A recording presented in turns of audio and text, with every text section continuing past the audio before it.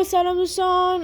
گفتم که قراره ویدیو چیز بگیرم، ویدیو اینکه سوالاتتون از من بپرسین و قرار بود توی ویدیو لانگ جوابشو بدم.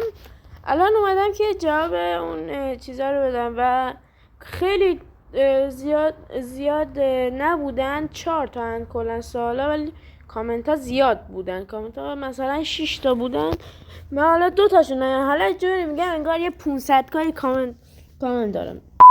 خب بریم سراغ سوالا. سوال اول، آیدی چیه؟ آیدیم حسین کاز عزیزم، داخل روبلاکس، ولی عوضش کردم گذاشتم آرپی زدار. یه حسین کاز دیگه هست و اکانت دوممه، رنگ اسکینش هم بنفش رنگش. خب یکی دیگه هم گفته بازی مورد علاقه چیه؟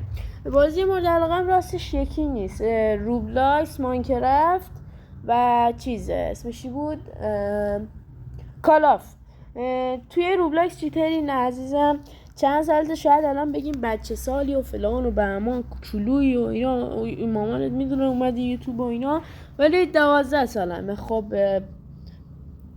چیکار کنم؟ نه چیز سلام.